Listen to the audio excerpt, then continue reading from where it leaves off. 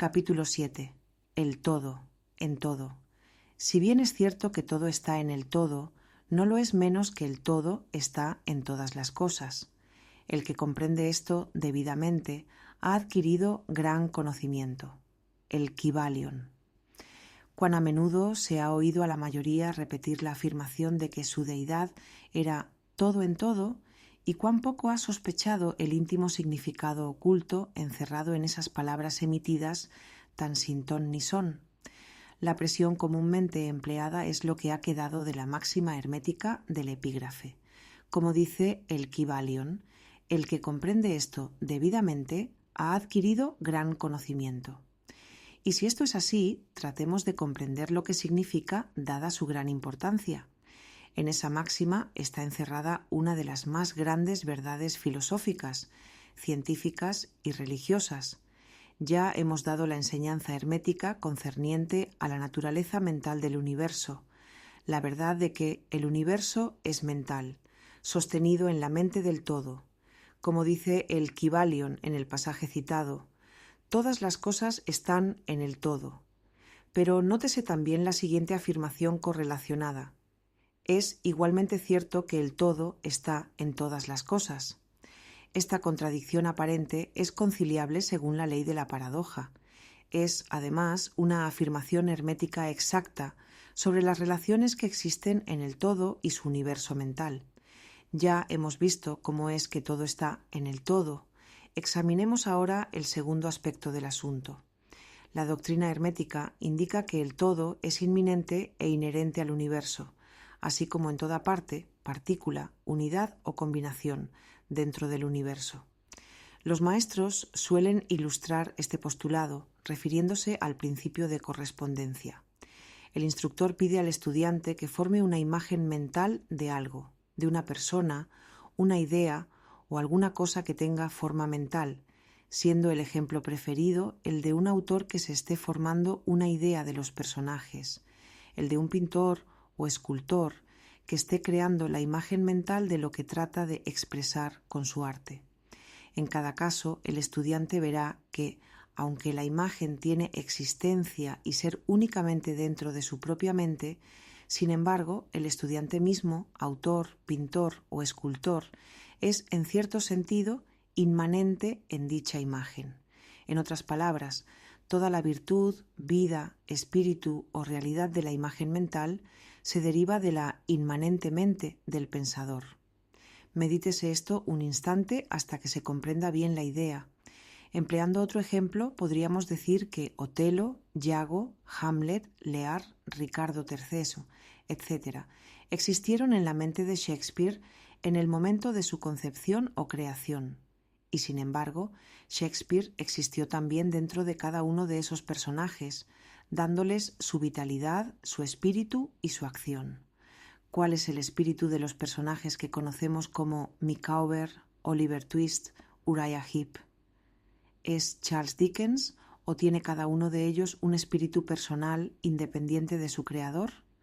¿Tienen la Venus de Médicis, la Madonna Sixtina, el Apolo de Belvedere, espíritus y realidad propios o representan los poderes mentales y espirituales de sus creadores? La ley de la paradoja explica que ambas proposiciones son ciertas, consideradas desde los puntos de vista apropiados. Micawber es, a la vez, Micawber y Dickens, y mientras puede decirse que Micawber es Dickens, Dickens no es idéntico a Micawber. El hombre como Micawber puede exclamar: «El espíritu de mi creador me es inherente, y sin embargo, yo no soy él». Esto es muy diferente de la chocante media verdad que clamorosamente anuncian algunos medio sabios, diciendo: «Yo soy Dios». Imaginad al pobre Micawber o al ratero Uriah Heep exclamando: «Yo soy Dickens», o a cualquier otro personaje de las obras de Shakespeare anunciando: «Yo soy Shakespeare». El todo está en la lombriz, pero la lombriz está muy lejos de ser el todo. Pero aunque la lombriz exista meramente como una pequeña cosa, creada y teniendo su ser únicamente en la mente del todo, el todo es inmanente a ella, así como en las partículas que la componen. ¿Puede haber algún misterio mayor que el encerrado en esa proposición? ¿Todo está en el todo y el todo está en todo? El estudiante comprenderá, por supuesto, que las ilustraciones dadas más arriba son necesariamente imperfectas e inadecuadas, porque representan la creación de imágenes mentales en mentes finitas, mientras que el universo es la creación de una mente infinita, y la diferencia entre los dos polos las separa. Y sin embargo, es solo cuestión de grado, el mismo principio es el que opera. El principio de correspondencia se manifiesta en cada una. Como es arriba, es abajo. Como es abajo, es arriba. Y en proporción a la realización que obtenga el hombre de la existencia del espíritu subyacente, inmanente en su propio ser, se elevará en la escala de la vida. Esto es lo que significa el desarrollo espiritual, el reconocimiento, la realización y la manifestación del espíritu interno. Recuérdese siempre esta definición, la del desenvolvimiento espiritual, porque con esto es lo que significa el desarrollo espiritual, el reconocimiento, la realización y la manifestación del espíritu interno. Recuérdese siempre esta definición, la del desenvolvimiento espiritual, porque contiene la verdad de toda verdadera religión. Existen muchos planos del ser, muchos subplanos de vida, muchos grados de existencia en el universo, y todos dependen del adelanto de los seres en la escala, cuyo punto más bajo es la materia más densa, estando el ser más elevado separado del espíritu del todo, solo por una sutilísima división, y por todas partes, a lo largo de esta escala de la vida, todo está en movimiento. Todos están en el sendero, cuyo fin y meta es el todo. Todo progreso es una vuelta al hogar. Todo se mueve hacia arriba, adelante, a pesar de las aparentes contradicciones. Este es el mensaje del iluminado. La doctrina hermética concerniente al proceso de la creación mental del universo es que al principio del ciclo creador, el todo, en su aspecto de ser, proyecta su voluntad hacia su aspecto de devenir, y el proceso de la creación comienza. Se dice que este proceso se reduce a una disminución gradual de intensidad vibratoria hasta que se alcanza un grado muy bajo de energía vibrante, en cuyo punto se manifiesta la forma más densa posible de materia. Este proceso se llama involución porque el todo se envuelve en su creación, y esto tiene su correspondencia en los procesos mentales de un artista, escritor o inventor, quien se envuelve tanto en su creación mental que olvida casi completamente su propia existencia, pues en esos momentos vive en su creación. Si en vez de la palabra envolverse empleáramos la de absorberse, quizás se diera una idea más clara del significado que trata de sugerir. A este estado involucionario de la creación suele también llamársele la emanación de la energía divina, así como el estado evolucionario se denomina absorción. Al polo más extremo del proceso creador se le considera como el más separado del todo, en tanto que el principio del estado evolutivo es mirado como un retorno de la oscilación del péndulo del ritmo, como una vuelta al hogar. La enseñanza es que durante la efusión las vibraciones se van amortiguando gradualmente hasta que el impulso amortiguador cesa por último, y entonces se produce el retorno de la oscilación pendular. Pero existe esta diferencia, que mientras en la efusión se manifiestan las fuerzas creadoras compactamente, como un todo desde el comienzo mismo del estado evolutivo o de reabsorción, se manifiesta la ley de la individualización, esto es, la tendencia a separarse en unidades de fuerza, de tal manera que lo que dejó al todo como no individualizada energía vuelve a su fuente originaria como innumerables unidades de vida, altamente desarrolladas, que se han ido levantando cada vez más alto en la escala por medio de la evolución física, mental y espiritual. Los antiguos herméticos empleaban la palabra meditación para describir el proceso de la creación mental del universo en la mente del todo, habiéndose empleado también frecuentemente la palabra contemplación. pero la idea que parece sugerir es la del empleo de la atención divina. Atención es una palabra derivada de raíz latina que significa alcanzar, llegar. Y el acto de atención es realmente un alcance, una extensión de la energía mental, de manera pues que comprenderemos perfectamente el concepto si examinamos el verdadero significado de la atención. La doctrina hermética concerniente a la evolución es que el todo, habiendo meditado sobre el principio de la creación y establecido así la base material del cosmos, pensándolo en la existencia, gradualmente va despertándose de su meditación y al hacerlo produce la manifestación del proceso evolutivo en los planos material, mental y espiritual, sucesivamente en orden. Así empieza el movimiento ascendente y todos los seres comienzan a dirigirse hacia el espíritu. La materia se va haciendo menos densa, las unidades vienen a ser, las combinaciones se inician, la vida aparece y va manifestándose en formas cada vez más elevadas y la mente se va haciendo más evidente, vibrando todo cada vez más intensamente. En una palabra, el proceso entero de la evolución, en todas sus fases, comienza y sigue de acuerdo con las leyes del proceso de absorción.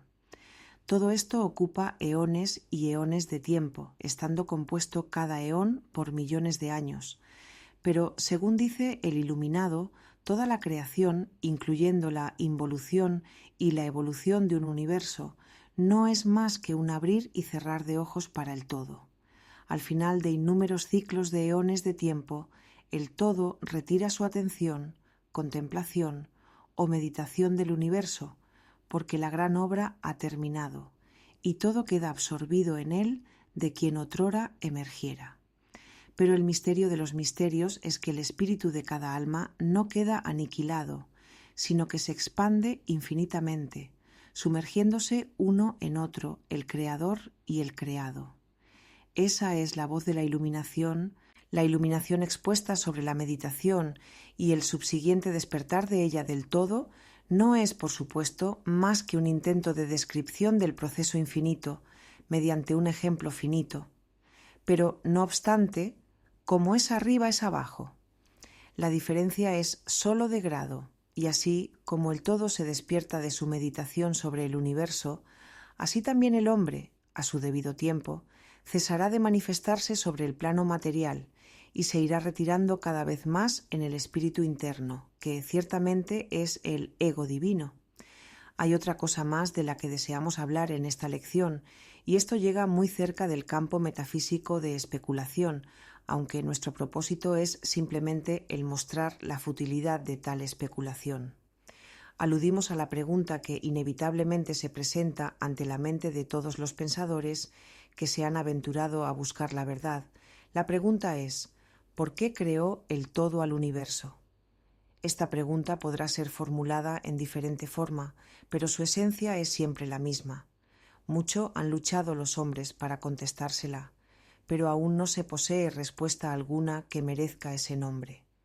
Algunos se han imaginado que el todo ganaría algo con ello, pero eso es absurdo, porque ¿qué es lo que podrá obtener el todo que ya no posea? Otros dicen que el todo desea amar a algo, o que lo había creado para divertirse, o porque estaba silo, o para manifestar su poder.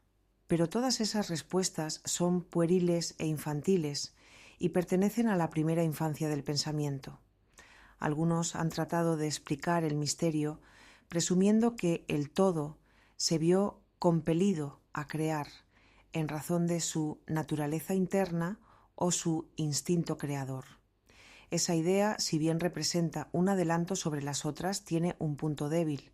Si su naturaleza interna o instinto creador lo impulsara a hacer algo, entonces la naturaleza interna o instinto creador sería el absoluto, en vez del todo, y de ahí que la proposición falle por su misma base.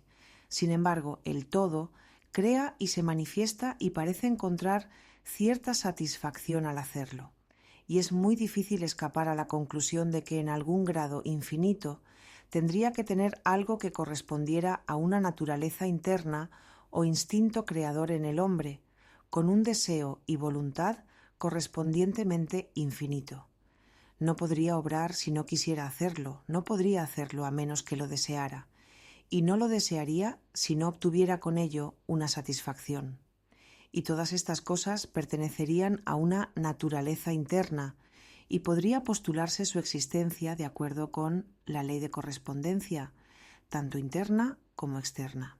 Este es el problema que yace en la raíz misma de la dificultad, y la dificultad que se encuentra en la misma raíz del problema. Estrictamente hablando, no puede decirse que haya ninguna razón para obrar, porque una razón implica una causa, y el todo está por encima de la causa y del efecto, salvo cuando su voluntad misma se convierte en una causa, en cuyo momento el principio se pone en movimiento. De manera, pues, que no puede pensarse en el mismo asunto, porque como el mismo todo es incognoscible. Así como nos vemos obligados a decir simplemente el todo es, así también solo podemos decir que el todo obra porque obra. Y, en último término, el todo es la razón en sí misma, y puede decirse en verdad que él es su propia razón, su propia ley, su propio acto, mejor aún, que el todo, su razón, su acto y su ley son uno, siendo las palabras diferentes nombres de la misma cosa. En opinión de los que esto escriben, la respuesta se halla encerrada en el íntimo ser del todo, en su ser secreto. La ley de correspondencia, en nuestra opinión, solo llega al aspecto del todo, que denominamos el aspecto de devenir o de estado. Tras ese aspecto está el de ser, en el cual todas las leyes se pierden en la ley, todos los principios en el principio, y el todo, el principio y el ser son idénticos, uno y lo mismo. Por consiguiente, toda especulación metafísica sobre el punto es fútil. Si nos ocupamos aquí de la cuestión es sólo para mostrar que, si bien reconocemos el hecho, reconocemos también lo absurdo de las respuestas dadas por metafísicos y teólogos. En conclusión, podrá ser de interés para los estudiantes el saber que, en tanto que algunos de los antiguos y modernos instructores herméticos se inclinan más bien a aplicar el principio de correspondencia a la cuestión, que da por resultado la naturaleza interna. La leyenda dice que Hermes, el Grande, cuando le fue hecha esa pregunta por algunos de sus más avanzados estudiantes, contestó apretando los labios fuertemente y no diciendo una palabra, como si indicara que no había respuesta. Pero también puede ser que quisiera aplicar el axioma de esta filosofía que dice que los labios de la sabiduría permanecen cerrados excepto para los oídos del entendimiento, en la creencia de que aun sus más aventajados discípulos no poseían la comprensión necesaria que los calificara para esa enseñanza. De cualquier manera, si Hermes poseyó el secreto, no lo comunicó, y por lo menos en lo que al mundo concierne, los labios de Hermes están cerrados al respecto. Y si Hermes el Grande vaciló en hablar, ¿quién sería el osado mortal que tratara de enseñarlo? Pero recordémoslo, cualquiera que sea la respuesta de este problema, si es que hay alguna, la verdad es que, si bien es cierto que todo está en el todo, no lo es menos que el todo está en todas las cosas. La proposición en este punto es enfática, y para terminar repetiremos las palabras de la cita. El que comprenda esto debidamente ha adquirido gran conocimiento. Fin del capítulo 7. Muchas gracias por escuchar y no olvides darle a like y suscribirte al canal para avisarte cuando haya un nuevo video disponibles. Arsayan Nayasra.